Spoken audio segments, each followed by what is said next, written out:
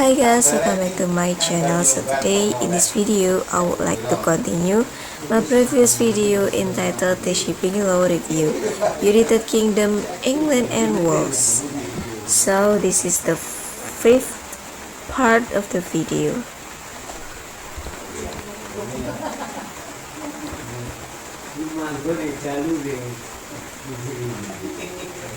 For limitations of liability, the earliest legislation entitling ship owners to limit their liability was the Ship Owner Act 1733.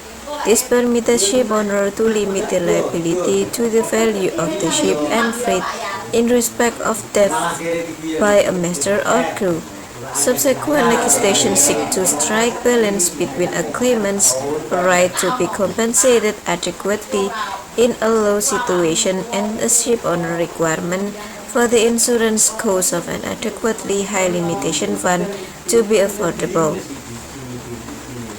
The Conventions on Limitations of Liability for Maritime Claims 1976, the LMC Convention 1976 was given effect in the United Kingdom by virtue of the MSA 1995 and is incorporated in schedules thereof. The protocol to amend the LMC Conventions 1996, the 1996 LMC Protocol was given effect in the United Kingdom by statutory instrument 1998 numbered 1258, which varied the LMC Conventions 1976.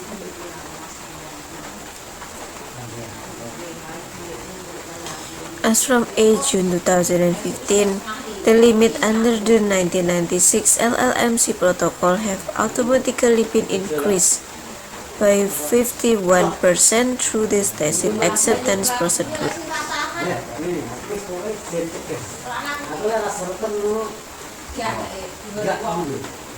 Who can limit liability and what claims are subject to limitation? Under 1996 LMC Protocol, ship owner and sailors may limit their liability in accordance with the rules of the protocol. The definitions of ship owner under Article 1, Section 2 includes the owner, charterer, manager or operator of a seagoing ship. Each of these terms require clarification, and the Court of Appeal has now provided much needed guidance on the meaning of an operator. Within the limitation conventions with its decision that the terms operator involve something more than more operations on the machinery of the vessel or providing personnel.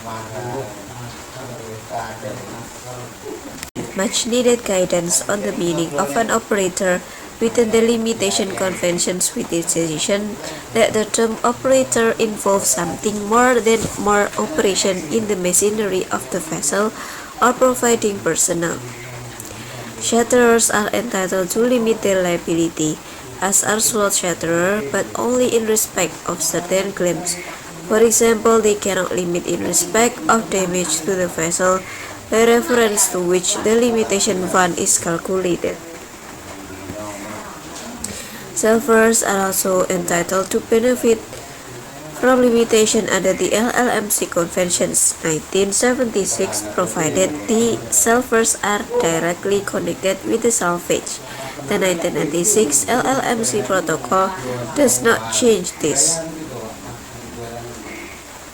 An insurer may limit its liability to the same extent as its insured. Under Article 1 of the LMC Convention.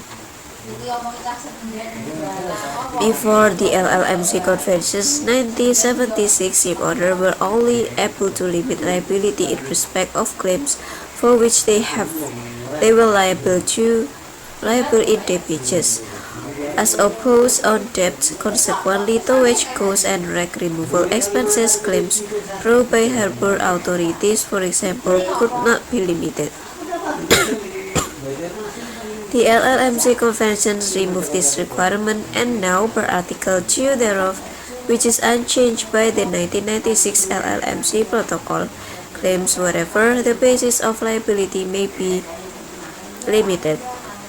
There are exceptions, however, so that, for example, claims for salvage, contribution in general salvage, certain oil pollution claims, and others. Article 3 may not be subject to limitation, nor can a party limit in respect of claims to the extent they relate to remunerations under a contract within the person liable.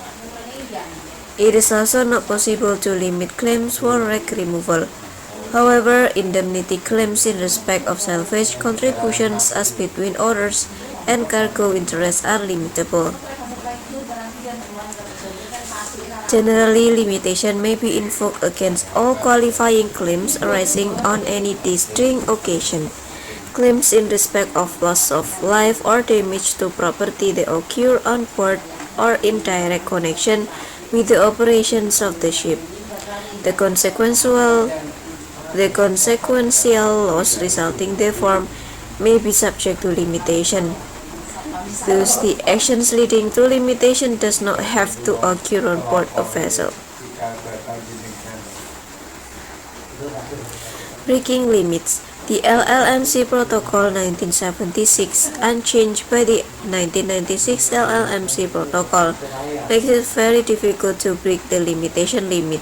To do so, it must be proved that the act or omissions of the person seeking to limit was committed with the intent to cause such loss or recklessly, and with the knowledge that such loss would probably result. The LLMC Conventions, unchanged by the Protocol, is a compromise whereby claimants accept that they are unlikely to break the right to limit liability in return for a higher compensation fund. Overview of English procedure.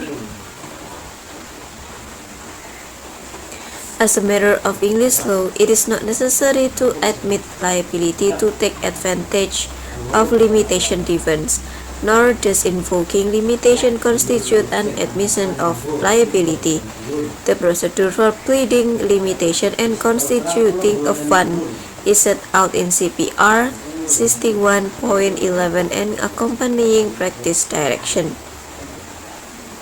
Two particularly important points are, first, that as a matter of English law, it is not necessary for a liability actions to already be pending before an owner is permitted to initiate limitation proceedings.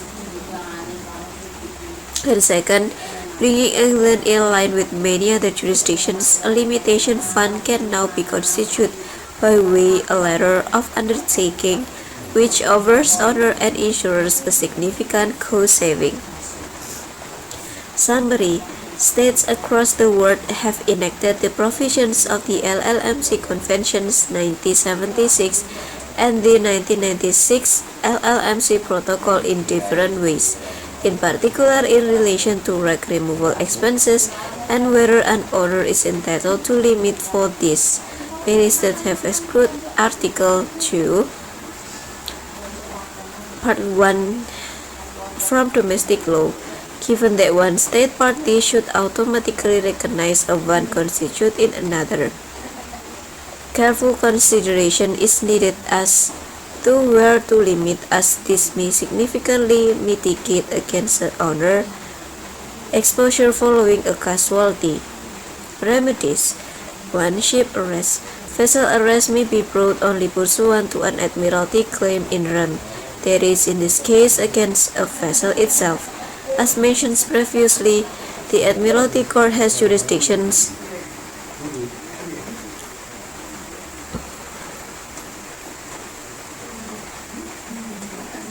against the vessel itself. As mentioned previously, the Admiralty Court has jurisdictions over such claim. Grounds for Admiralty claims are prescribed in an exhaustive list in Section 20, Section 2, Paragraph A to S of Senior Court Act 1981. These include damage received or done by a ship, loss or damage to goods carried in the ship, claims in respect of a mortgage on a ship, towage and pilotage. It is not possible to base an arrest on a claim for bunkers. So, the time is up. and the article will be continued to read on the next video. So bye bye, and don't forget to like, comment, and subscribe. Bye.